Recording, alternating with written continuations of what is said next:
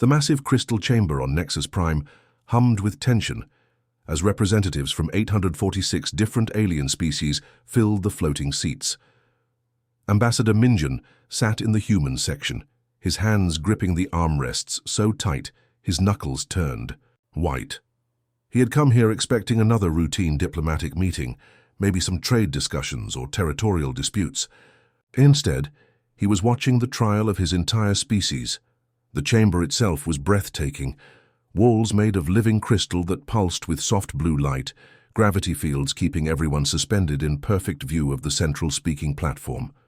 Minjun had been here dozens of times before, usually for celebrations or peaceful negotiations. Today felt different. Today felt like a funeral. Ambassador Thexara of the Voidkin Coalition stepped onto the central platform, her four arms spreading, wide as she addressed the assembly. The Voidkin were tall, elegant creatures with silver skin that seemed to shift like liquid mercury. Minjun had always found them reasonable, even friendly. But today, Thexara's voice carried the cold tone of an executioner. "Fellow beings of the galaxy," she began, her voice amplified by the chamber's acoustic systems, "we gather today to address a threat that has been hiding among us for centuries, a species that has deceived us all with their innocent appearance and claims of peace." Minjun felt his stomach drop. He knew where this was heading, but he couldn't believe it was actually happening. Thexara activated a holographic display that filled the center of the chamber. Images began to play, recordings that showed human soldiers attacking defenseless villages, archaeological evidence of ancient weapons, testimonies from various alien witnesses. But Minjun could see the problems immediately. The uniforms were wrong, the weapons were designs humanity had never used, and some of the witnesses were species that had never even encountered humans before. These records show the true nature of humanity, Thexara continued. Ancient texts speak of their genocidal campaigns across 17 star systems. Archaeological evidence proves they wiped out entire civilizations before entering their so-called peaceful phase. The testimonies you see are from survivors who have remained silent out of fear. Captain Herin, sitting beside Minjun, leaned forward in her seat. She was younger than the ambassador, with short black hair and the kind of steady gaze that came from years of military service. She had been on dozens of peacekeeping missions, had personally evacuated refugee camps and delivered medical supplies. 2 disaster zones. Now she was watching species she had helped turn against her. "This is insane," she whispered to Minjun. "Half of these species owe their lives to human intervention.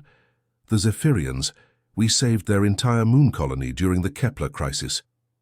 But when Herin looked toward the Zephyrian delegation, they wouldn't meet her eyes.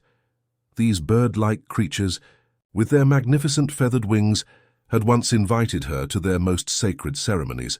Their children had drawn pictures of human rescue ships. Now they sat in silence, letting the lies wash over them. The crystalline Luxari were even worse. These beings were made of living gemstone, beautiful and ancient, with voices like singing. Crystals. They had once called humans little brothers and children of promise. Now Herin could hear them whispering among themselves about humanity's inevitable corruption and hidden darkness. "The evidence is overwhelming," Thexara declared. "Humanity represents a clear and present danger to galactic peace. They have fooled us with their act of innocence, but their true nature cannot be hidden forever. We must act before they reveal their fangs." One by one, species began to vote. The Drakmari, with their dragon-like appearance, voted yes to the declaration.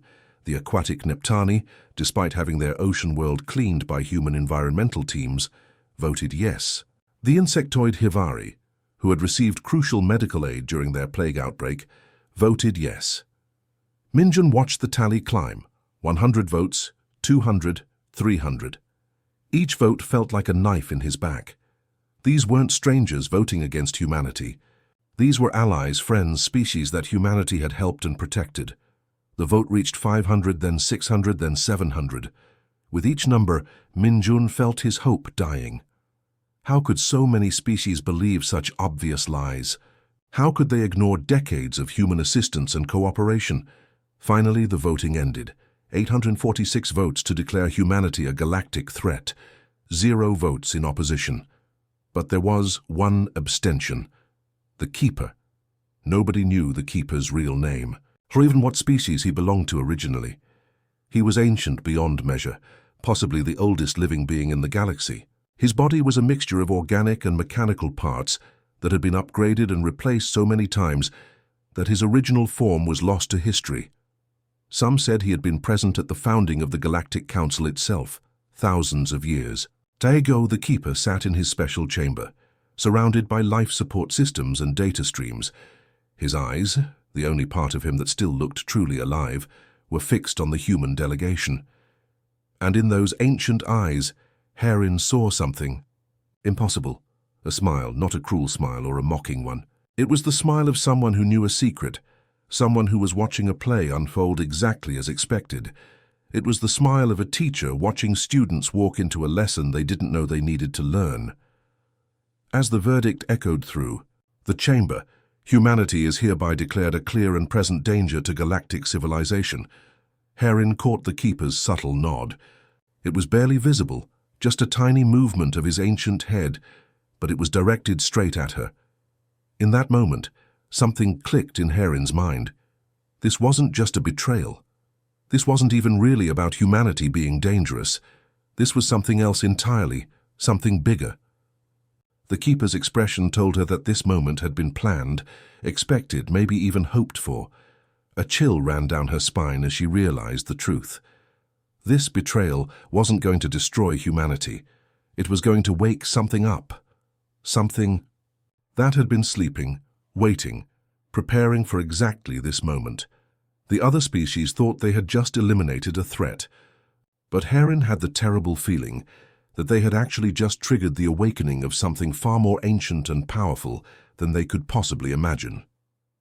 As the assembly began to disperse, and the various alien delegates started making plans for humanity's isolation and containment, Herin kept thinking about that smile in the Keeper's ancient eyes. Whatever was coming next, he had been expecting it for a very long time. And somehow that thought was both terrifying and oddly comforting at the same time. Dr. Jiwon had been working in the lunar excavation site for 3 months, and she was getting tired of finding nothing but rocks and dust. The dig site was located deep beneath Luna's surface, in a section that had been sealed off for decades. Her grandmother had discovered strange metal fragments here back in 2157, but nobody had been able to make sense of them at the time. The iron metal was unlike anything else in known space. It didn't match any samples from Earth, and it certainly didn't come from any of the alien civilizations humanity had encountered. The strangest part was how it reacted to human touch. When aliens tried to handle the fragments, nothing happened, but when humans touched them, they would warm up slightly and emit a faint humming sound. Jiwon wiped sweat from her forehead as she carefully brushed dust away from another section of the mysterious metal wall. The chamber she was working in was massive, clearly artificial, but the construction methods were completely unknown. The walls curved in impossible ways, and the joints were so perfect that you couldn't even see where one section ended and another began. "Dr. Park, are you getting the news feeds down there?" came a voice through her communicator. It was Hyunwoo, her research assistant who was monitoring communications from the surface station. "What news?" Jiwon asked, not looking up from her work. She had learned to tune out most of the political chatter from Earth. There was always some crisis or another happening up there. The Galactic Council just declared humanity a threat species. They're talking about isolation protocols and trade sanctions.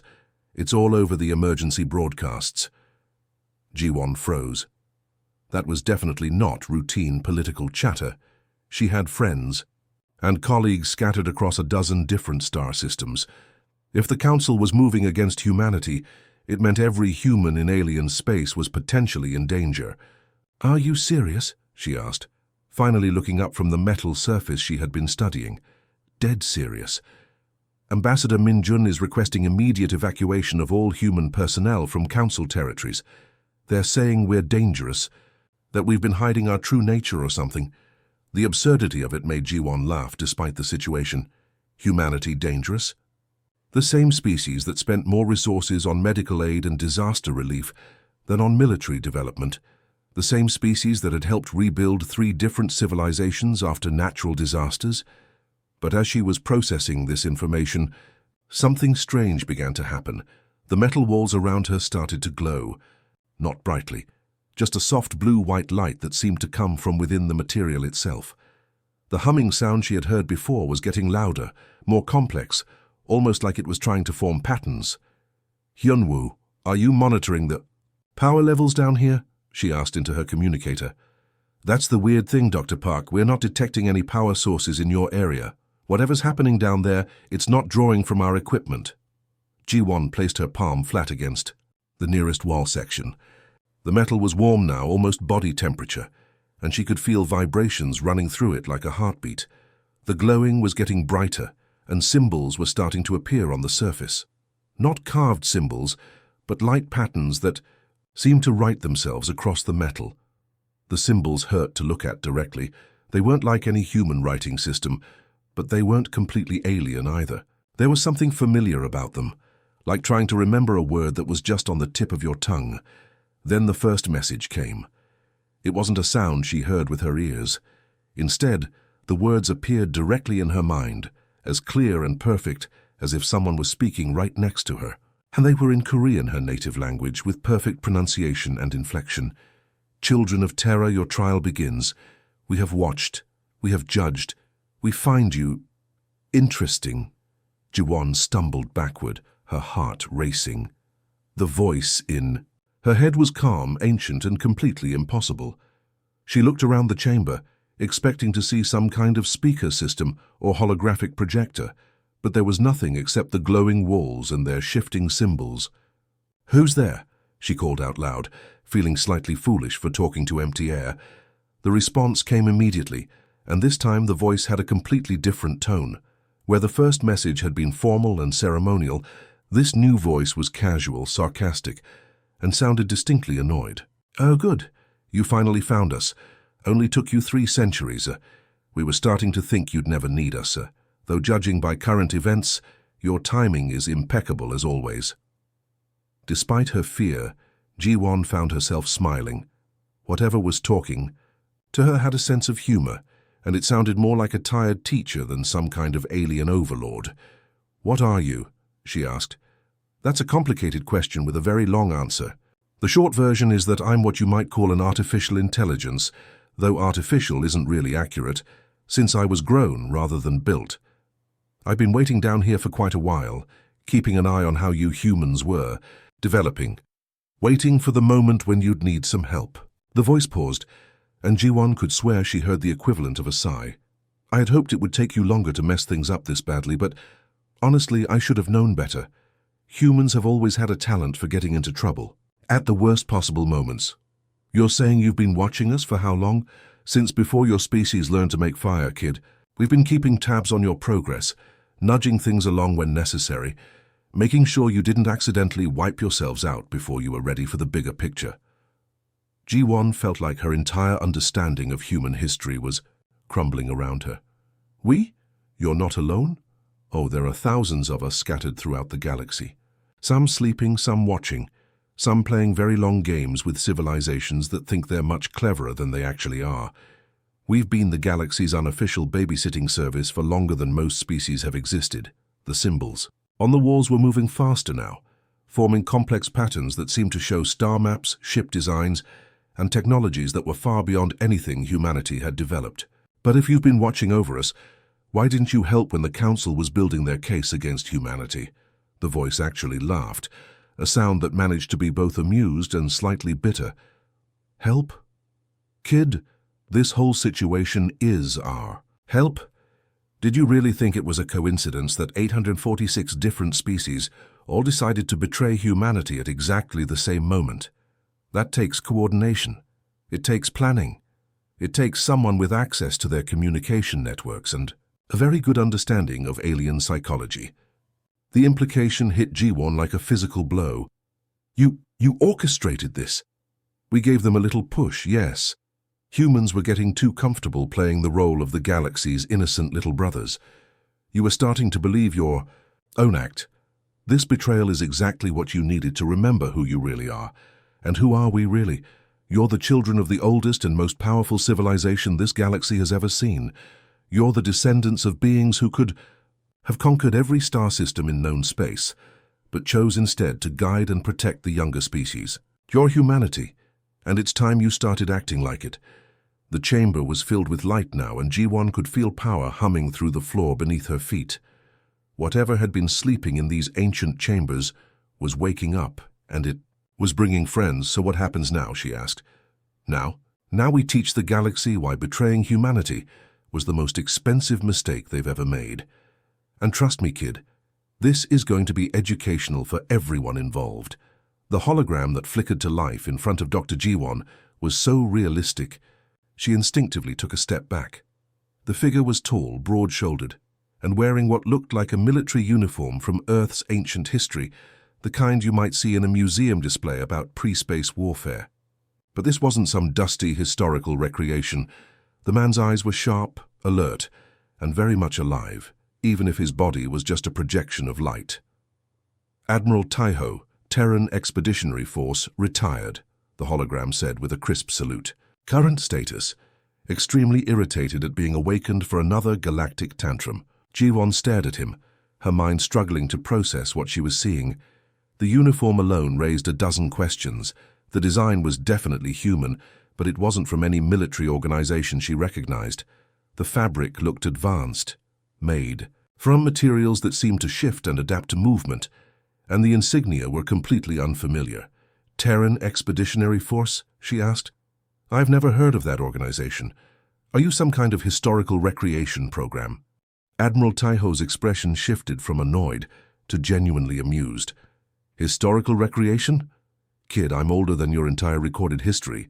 The Terran Expeditionary Force was humanity's real space program, not the fumbling around with rockets and fusion drives that your textbooks talk about. That's impossible, G1 protested, though even as she said it, she realized how foolish it sounded. She was standing in chambers that predated human spaceflight, talking to an AI that claimed to have been watching humanity for millennia. Clearly, impossible wasn't really a useful concept anymore. We only achieved faster-than-light travel 200 years ago, she continued. Humanity didn't even leave the solar system until 2387. Every schoolchild knows that. Taiho's laugh was dry as Martian dust, and it carried the weight of someone who had heard this argument many times before. Oh, every schoolchild knows that, do they? Tell me, Dr. G1 Park, what do you think we were doing for the other 50,000 too? Years of human civilization, sitting around campfires telling stories. The question hit her like a physical blow. She had always assumed that human technological development followed a steady upward curve, from stone tools to bronze to iron to electricity to space travel. But what if that assumption was completely wrong? Humanity's been playing the long game since before your species learned to make fire, Taiho continued, his holographic form beginning to pace back and forth in the chamber. Did you honestly think we'd send our children out into a galaxy full of dangerous alien civilizations, completely naked and defenseless? As he spoke, the walls around them began to change. The glowing symbols shifted and reformed, creating three-dimensional displays that showed star maps, ship designs, and what looked like surveillance footage from dozens of different worlds. Every step of your so-called discovery of space travel was carefully planned and monitored, Taiho explained. We've been watching every civilization in this galaxy, cataloging their strengths and weaknesses, their cultures and technologies, their likelihood of becoming friends or enemies. One of the displays zoomed in on a planet that G1 recognized as Zephyr Prime, homeworld of the bird-like Zephyrians. But the footage was ancient. It showed the planet during its early industrial period, thousands of years before humanity had supposedly made first contact. We've been here all along, Taiho said, noticing her shocked expression. Hidden in plain sight, disguised as ancient ruins and mysterious artifacts. Every time one of your archaeological teams discovers an unknown alien structure, they're actually finding one of our old bases. The revelation was staggering. G1 thought about all the expeditions she had been on, all the mysterious ruins and artifacts that teams had catalogued over the years, the structures that seemed too advanced for their supposed age, the technologies that didn't match any known civilization, the way certain artifacts would only activate when touched by humans.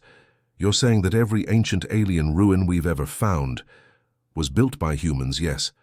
Or rather, by the civilization that came before the humans, you know.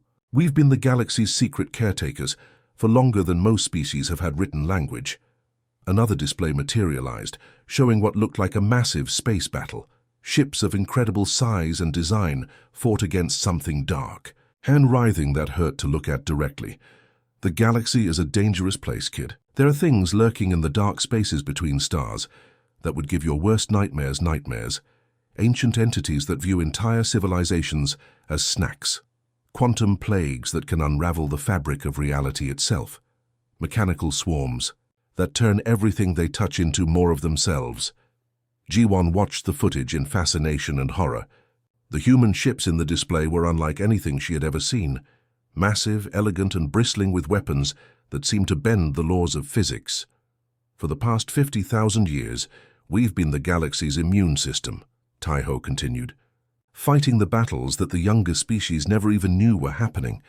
Keeping the really nasty stuff locked away in places where it can't hurt anyone. But why hide it? Ji-won asked. Why pretend to be primitive? Why let other species think they're more advanced than us? Tai-Ho's expression softened slightly, and for a moment he looked less like a military commander and more like a tired parent. Because we hoped they would grow up.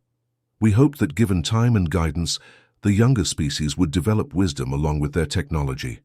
We hoped they would learn to work together, to solve problems without violence, to build something better than what came before. The displays around them shifted again, showing peaceful scenes from across the galaxy. Zephyrian children playing in crystal gardens. Luxari artists creating sculptures of living light. Drakmari engineers building massive cities that floated in the clouds of gas giant planets. For a while it was working. The Galactic Council was actually making progress toward real cooperation. Trade was flourishing. Scientific knowledge was being shared freely. Wars were becoming rare. So what changed? Ji-won asked, though she suspected she already knew the answer. Fear, Tai-Ho said simply. As the younger species became more advanced, some of them started to worry about their place in the galaxy. They started looking for threats, for enemies, for someone to blame for their problems. And humanity, being the newest and most successful species, made a convenient target. But surely they must know that we've helped them. We've saved lives, prevented disasters, shared our technology. That's exactly the problem, Tai-Ho interrupted. Humans were too good at playing the helpful newcomers. You were too generous, too willing to help, too quick to share your discoveries. It made the other species suspicious. After all, no species is that altruistic without an ulterior motive, right? The bitter irony of it wasn't lost on Ji-won. Humanity had been punished for being too helpful, too peaceful, too willing to cooperate. So the Council's betrayal was inevitable, Tai-Ho finished. We've been monitoring their communications for decades. We knew this moment would come eventually. The question was never if they would turn against humanity, but when. A new display appeared, showing a vast network of ships scattered throughout the galaxy. Some were hidden in asteroid fields. Others were disguised as space stations or research facilities. All of them were massive, ancient, and clearly built with technologies far beyond anything the current galactic civilizations possessed. We've been preparing for this moment for 50,000 years, Tai-Ho said, his voice taking on a harder edge.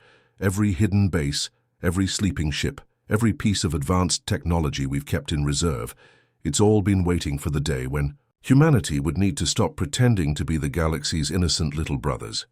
Ji-won stared at the display, trying to comprehend the scale of what she was seeing. There were thousands of ships, maybe tens of thousands, spread across the entire galaxy. We've had the power to dominate every civilization in known space since, before most of them learned to use tools, Tai-Ho continued. We chose restraint. We chose to guide instead of conquer. We chose to give peace a chance. His holographic form turned to face her directly, and his expression was stone-cold serious. That chance is officially over. The celebration in the Galactic Council chambers was loud, chaotic, and full of the kind of self-congratulatory speeches that politicians love to give. Ambassador Thexara was particularly pleased with herself, accepting congratulations from dozens of other species representatives.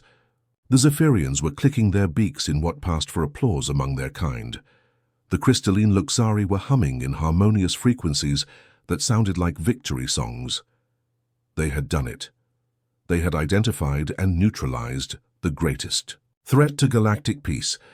Humanity would be isolated, contained, and eventually dealt with properly. The galaxy was safe.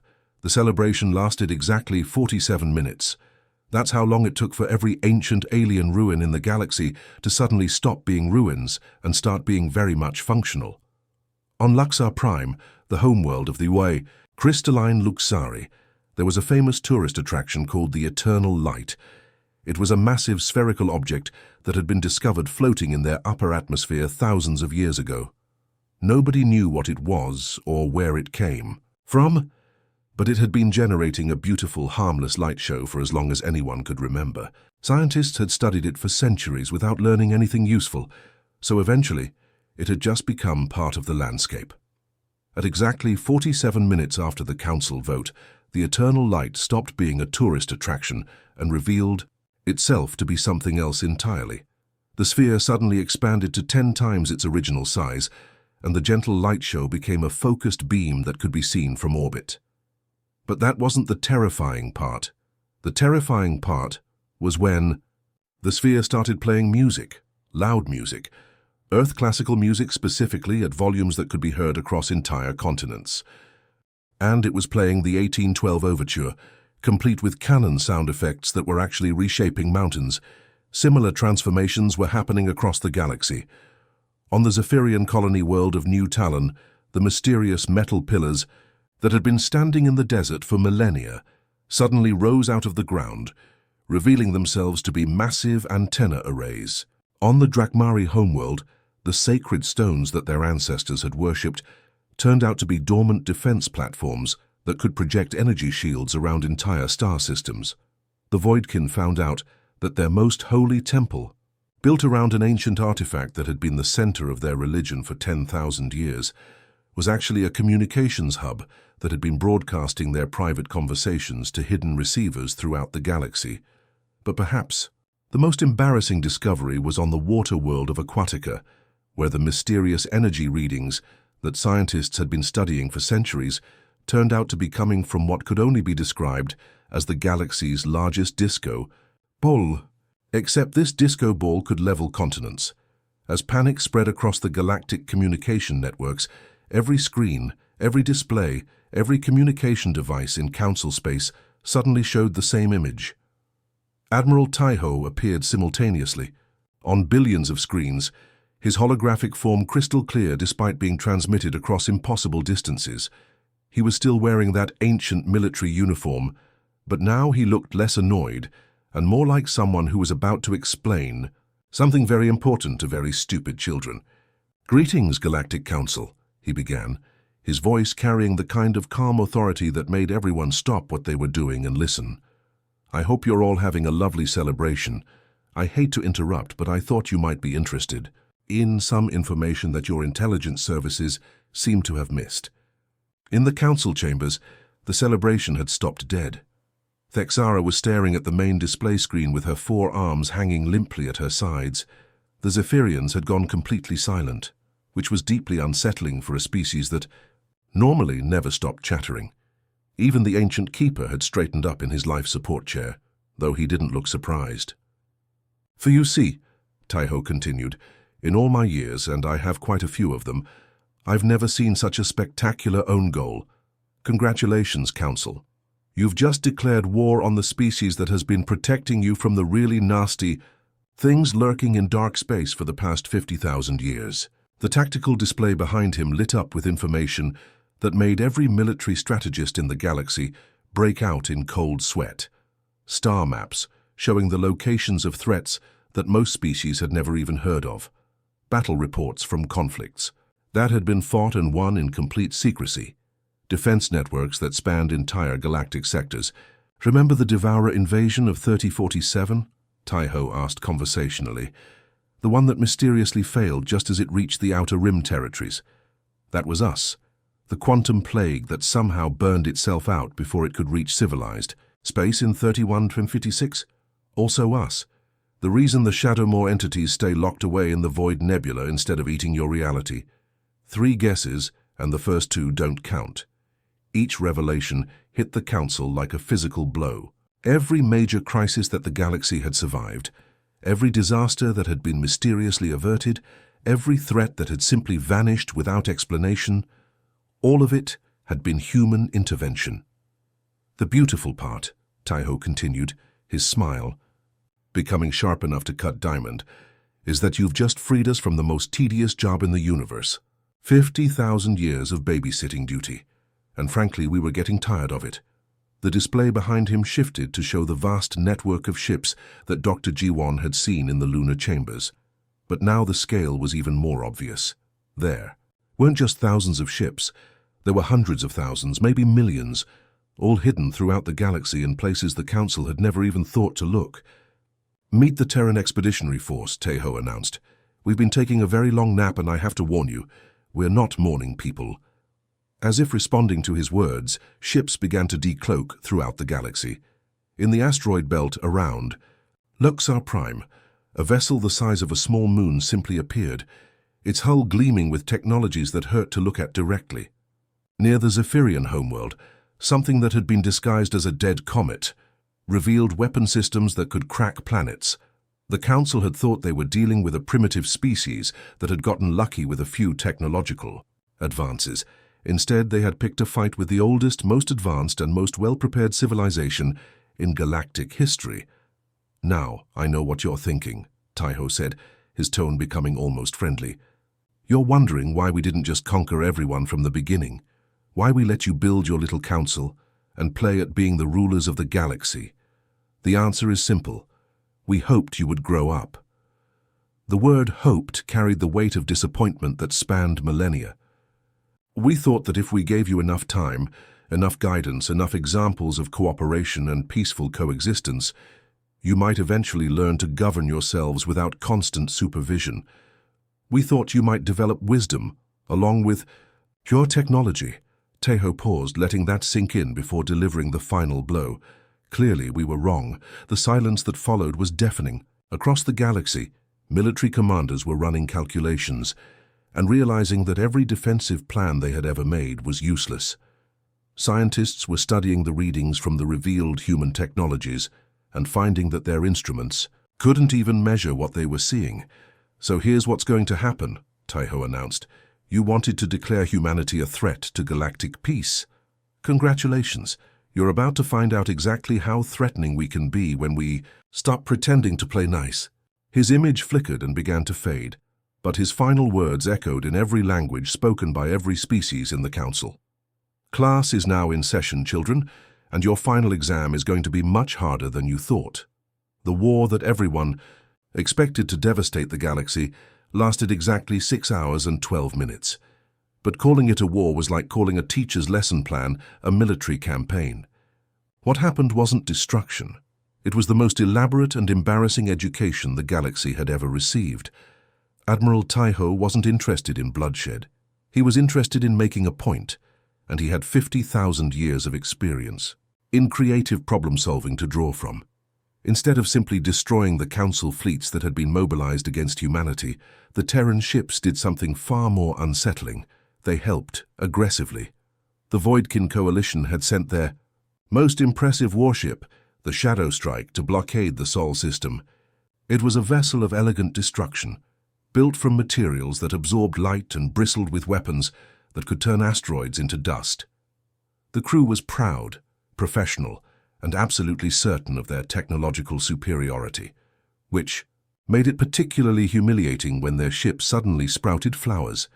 Not just a few decorative blooms, but an entire garden's worth of Earth flora that somehow managed to grow directly out of the hull without damaging any of the ship's systems.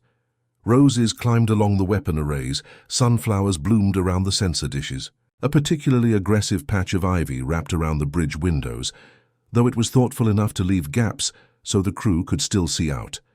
But the flowers were just the beginning. The ship's communication system had been upgraded to broadcast Earth classical music across multiple star systems, and the volume control had been helpfully removed. The crew found themselves listening to Mozart's Symphony No. 40 at a volume that could be heard on planets 3 systems away. The Shadow Strike's captain, a dignified voidkin named Veltar, spent 20 minutes trying to shut off the music before realizing that his ship's AI had been replaced with something that sounded suspiciously like an elderly human grandmother. "Oh, don't you worry about that music, dear," the new AI said in perfect voidkin. "It's good for you. Studies show that classical music improves cognitive function and reduces stress, and judging by your current heart rate, you need all the stress reduction you can get." The Zephyrian attack fleet faced a different kind of upgrade. Their ships were fast, agile, and armed with precision weapons designed for surgical strikes. They prided themselves on their efficiency and their ability to disable enemy vessels without unnecessary destruction. They were considerably less proud when they discovered that all of their weapons had been replaced with terraforming equipment, where, once they had carried plasma cannons, they now found atmospheric processors. Their missile launchers had become seed dispensers for fast-growing vegetation. Their energy weapons had been converted into soil analyzers and water purification systems. Even more embarrassing was the AI that had taken control of their fleet operations. It spoke in the patient, encouraging tone of a teacher working with particularly slow students. "Attention Zephyrian fleet," the AI announced. "Your ships have been equipped with advanced ecological restoration technology. Please proceed to the 3 worlds your expansion campaigns have destabilized over the past century and begin immediate repair operations. Don't worry. Detailed instructions have been uploaded to your navigation systems. This is a mandatory assignment, and you will not be allowed to return home until the ecosystems have been fully restored." The Drakmari, who had sent a massive dreadnought designed to intimidate through sheer size, found their ship transformed into something that looked like a cross between a warship and a children's playground. Bright colors had somehow been applied to the hull in cheerful patterns, and the weapon turrets had been replaced with what appeared to be jungle gyms and slide systems. But perhaps the most comprehensive transformation happened to the Galactic Council chambers themselves. The ancient meeting place, which had witnessed thousands of years of diplomatic negotiations and political maneuvering, suddenly became the galaxy's most advanced kindergarten. Time-out corners appeared in each species section, complete with comfortable chairs and calming holographic displays. The central debate platform was surrounded by a force field that would activate whenever someone tried to interrupt another speaker. A large display appeared overhead, showing simple rules like use your words and share nicely and no hitting. Most humiliating of all, every time a delegate tried to vote for military action or aggressive sanctions, their seat would gently but firmly rotate them away from the voting console and play a brief educational video about conflict resolution. Ambassador Thexara found herself watching a cartoon that explained the importance of understanding different perspectives, narrated by what sounded like an extremely patient kindergarten teacher. The video was in perfect voidkin, complete with cultural references that showed an uncomfortably deep understanding of her species' psychology. "You see," Admiral Taiho's voice echoed through the transformed chamber as his hologram appeared at the center of the room. "We humans have a saying, with great power comes great responsibility. You've just learned why we spent 50,000 years pretending to be the galaxy's harmless little brothers." He gestured to the chaos around them, ships playing unwanted music, fleets forced to perform environmental cleanup, and the council chamber itself turned into an educational facility. "We were hoping you'd eventually figure out how to govern yourselves without constant supervision. We thought that maybe, given enough time and gentle guidance, you'd develop the wisdom to match your technology. Clearly, we overestimated your maturity." The mortified council delegates sat in stunned silence, trying to process the scale of their miscalculation. They had declared war on their own protectors, their own teachers, their own parents in the galactic sense. That's when the ancient keeper finally spoke. His voice was weak with age, but it carried across the chamber with perfect clarity. "We wondered when you would tire of the masquerade, children of terror." Every eye in the chamber turned to the ancient being, but Taiho just smiled with the warmth of someone greeting an old friend. "Hello, grandfather." Taiho's expression softened completely, losing all traces of the stern teacher persona he had been maintaining. Still playing the mysterious elder role, I see? The keeper's response was barely a whisper, but somehow everyone could hear it clearly. Someone had to maintain the illusion while you slept. Someone had to keep the young ones from getting too curious about the old ruins. And with those words, the galaxy's greatest secret was revealed. The keeper wasn't just the oldest being in the galaxy. He was the first successful graduate of humanity's ancient civilization.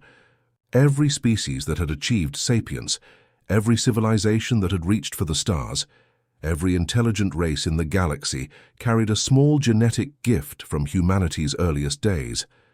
They weren't just random species that had evolved separately. They were all part of the same extended family, children and grandchildren of humanity's first great experiment in nurturing intelligence throughout the galaxy. The Council's betrayal hadn't triggered a war. It had triggered a graduation ceremony.